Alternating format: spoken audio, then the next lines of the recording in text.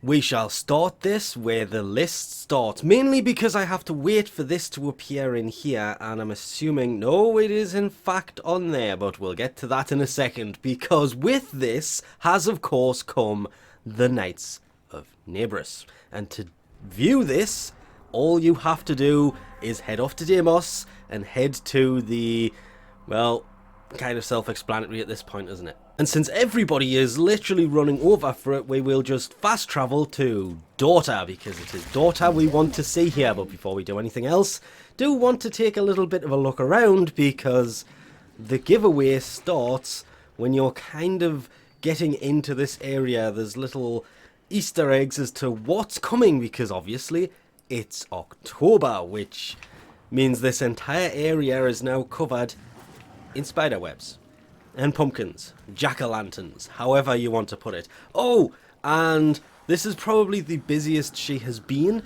since the day this all arrived. So go and see Daughter, and it's literally the top one. Naberus Treats. And in here you will be able to get the Basmu blueprint and the Seti Lacera blueprint. These are weapons that are actually pretty decent. Nope, that is in fact a skin. I was going to say that's a bit weird to see that in there because it's the gram, but no, that is just a skin, the Day of the Dead skins. But this is actually the blueprint for the weapon, and pretty much the only way to get a hold of these two weapons. There is the Ballroom Simulacrum. Weird every time it turns up. To see that there, the Stalker Noggles, only way to get a hold of these now, once this event ends at the end of the month. It will of course be gone till next year, as will the Ephemeras. There is, call it whatever you want, the Naberus Ephemera, then, oh, it's not there. Yes, it is. The Spiderweb Ephemera, you can kind of see it between the arm of the frame, and it leaves kind of a, well, it's on the neck as well. You can kind of see it. It's a very subtle ephemera, but it basically covers you in spider webs. They're here, as well as what was probably the most eagerly awaited for thing last year, the bat wings. Well, yeah, I'm going to say bat wings. We have the angel wings. These would be the demon wings. Angel wings are, if you remember the name of that event from Valentine's Day, because that is just, wow, why can I not remember what the name of that event is? But the Batwings are here as well. We can all kind of guess as to why Revenant's alternate helmet is here.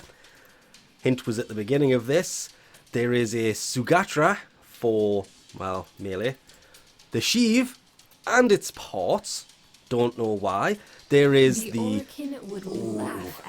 Plague Star Zar parts are also here, which can be pretty useful if you are looking for these. These have, of course, returned, which is really useful for those. There is the Ephemeras from that said event. That I'm really looking forward to trying out. We will pick that up in a second. And I nearly forgot another Plague Star. Why have I got 3 of them? And 5 of them? They're maxed. I know that much. I should have 1 of those because yeah. Nice to be able to get them without standing. Couple glyphs, mainly the Revenant one. This update is very Revenant ready. And then, obviously, the Juggernaut statue. This was an event they used to run every Halloween where, well, it's a Juggernaut with a giant jack-o'-lantern on its head, and we had to fight this. I missed that event. I'm hoping this being here means they are going to actually bring this event back, because that event was the highlight of the Halloween event. And obviously the haunted interior decoration, which we also kind of need to pick up. Go into equipment, Orbiter. I believe it's Orbiter was right the first time. Equipment, Orbiter appearance, and it goes in there. There's actually a few of these, but I don't have all of them. Used to, we basically have the spring one, the winter one, and now we may as well call it the fall one, because it's the haunted one. But obviously I like the way it actually shows you examples of these now. The prime one, obviously, that's overkill. The spring one is full of spring stuff, and the haunted one is quite literally sister's room. But in your orbiter. Literally. Spider webs everywhere. And tombstones that... Huh. That actually looks slightly better than I expected it to. I may have to move that slate so it's actually in place of it. But that's just down... You can move decorations if you want to. You don't obviously have to, but obviously there is also jack-o'-lanterns everywhere. And infested everywhere. No longer just living in the back of the orbiter, it is in fact everywhere. And what I do like is that one, that pumpkin looks a bit smashed. These ones are rotten. Well, at least that one at the bottom is. So, all in all, can't really fault this. But obviously this makes way for Revenant Prime is here. As is the Tatsu Prime and the Phantasma Prime. The Prime Access will contain his armor, a sandana, a couple of boosters, platinum if you want to buy this. Of course you don't have to buy it. All of these parts will be dropping from relics within the game. On the terminology of relics, however, there is one slightly sad side of a new Prime Access opening, and it's not the fact that the previous one has closed, because all her parts still drop in game. Even though this technically says Neja Prime Access ending soon, I would ignore this. This is from the beginning of last year. Neja Prime is the one that has been vaulted, which obviously, of course, means the Gundao Prime and the Zakti Prime have also been vaulted. All that the Prime Vault means these days, even though they haven't used the words Prime Vault, because with the Resurgence now being a replacement for the vault, it means that the relics are just no longer dropping in game and have been replaced with new ones for the new Prime Access. You can still build Neja Prime, you can still build the Gundao Prime and the Zakti Prime. If you have the part, you can build them. If you have the relics, you can still open them. You just can't get new relics is all. The only thing that kind of gets me about this is all of these videos for abilities, because obviously the abilities for Revenant Prime are the same as Revenant. Well, it uses the same videos. They don't redo these with a Prime frame. Same video, just replace the frame. So it's using the same videos. It's kind of a weird touch, but obviously we can take an instant look and go higher sprint speed, because it's 225 shields. And everything else was pretty much the same. Apart from energy's gone up 25. And shields are exactly the same. So his increase stat-wise is more energy and can run faster. I kind of like this, but at the same time, I kind of like the sword a bit more. Of course, to get Revenant, you have to crack relics open if you are not buying the Prime Access, which means you're going to want to get a hold of a Lith or 2 relic, because his blueprint is the rare part. Wait, yes, a Lith and another Lith. The Lith S14 because his Neuroptics is the uncommon part, the Meso N13 because his chassis is the common part. Sorry, I didn't mean to come out of that so quickly. And the Meso P9 because that has his systems as the uncommon part. Being his signature weapon, it's just always looked really nice, and I've always liked it because it is, and it looks like, an actual two-handed Nakana. There was no fancy overkill to the blade of this. Yeah, okay, granted it does have that little bit of overkill, but it looks like a two-handed Nakana. But now, it looks like a two-handed Nakana, but way, way, way better. Oh, so much better. It's actually slightly ridiculous. The weirdest thing about this is all of the stats. The attack speed has gone from 1 to 1.17. The crit chance has gone from 16 to 22.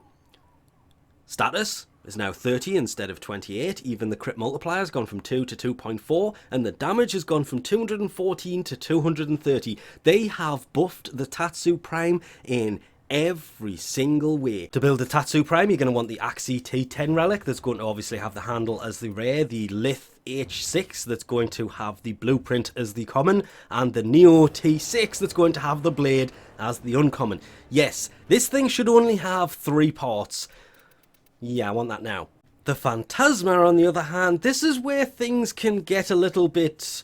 I really kind of wanted to say disgusting, because I saw this in the dev stream and thought, no, there is no way they are going to do this. There's no way it's going to have the same stats, the same 22.2% status. They do. The same 3% crit chance. They don't. It's actually 11% crit chance, with a crit multiplier going from 1.5 to 1.9. And sadly that's it, because the impact is still 5, the radiation is still 10, that's right, the total damage of this is still 90. If you want to build it, obviously you're going to have to find the Axii N9 relic that has the blueprint as the uncommon, the Lith P6 that has the stock as the rare. There is the receiver that is the common on the Meso K4 relic, and the Meso P10 relic has the barrel as the rare. That is, was it that one or that one? 2 rare parts for this gun. They are kind of aiming for this gun to be kind of hard to get a hold of, as you can probably guess. But if you have a lot of standing built up with syndicates, you can go in there and quite literally just buy a bunch of... I forgot that's now a permanent thing. Oh, Revenant Prime system. Oh, that is actually a new one. And buy a bunch of relic packs, open them up, and hope this doesn't go horribly wrong when I go back here and go, well, it's that easy to get a hold of relics for this. Obviously, if you don't have a lot of standing built up, all you have to do is come in and literally search for the weapon you are looking for. It will display the relics, click on it, and you can see everywhere that it drops appears here. Which is why we started this, well, didn't start it there because it took them so long to actually... I'm saying so long, they updated it fairly quickly. I was just in the Knights of Naberus stuff before it happened, but that's why I said this should be called Update 32.1, because it brings a Prime Access and Knights of Naberus all at the same time. There is actually quite a few different things in there, all Revenant based. I'm really hoping the Jackernaut mission returns at the end of the month. Only time can tell on that. You will need mother tokens to pick up anything from there, and everything else that comes in this update is fixes. What? I can't be the only one confused about this. The Archon hunt mission starting October the 9th. It actually happened on October the 2nd, so I've got no idea what the hell they're on about here. What is this? The Archons are now on a fixed rotation, so basically that's because the one on Earth has come twice in a row. Even though technically they didn't, the boss did. And what they brought, after looking into it, they should have brought a different one when they were here last week. But they didn't. But I'm glad it's going to be on a fixed rotation, meaning that it's going to be... You don't have to fight the same boss multiple times. You can actually predict when this is going to be, because it's... I do believe blue, yellow, red shards come from those ones in that rough order. But this has me kind of hugely confused, mainly down to the fact that all I have to do is... Actually, you know what? I don't want to do it from here. I want to do it from over here, because we can now. This resets at the daily reset in 4 days and 5 hours. Your timer was fixed, wasn't it? 4 days and 5 hours. So the Archon hunt, unless it has updated right now, updates in 4 days and 5 hours. Because I did this on Monday. Yeah. The Archon hunt resets at... That's literally the weekly reset video showed this resetting. I'd love to see that be on a different rotation so you don't have the same shard available twice. And now I've got 2 blue ones, I'm not buying another one. Well, la-dee-da. Exactly, Mr. Chipper. You could not have said that any better if you tried. So with that, I think we'll leave this off here. Thanks for watching, and I'll catch you next time.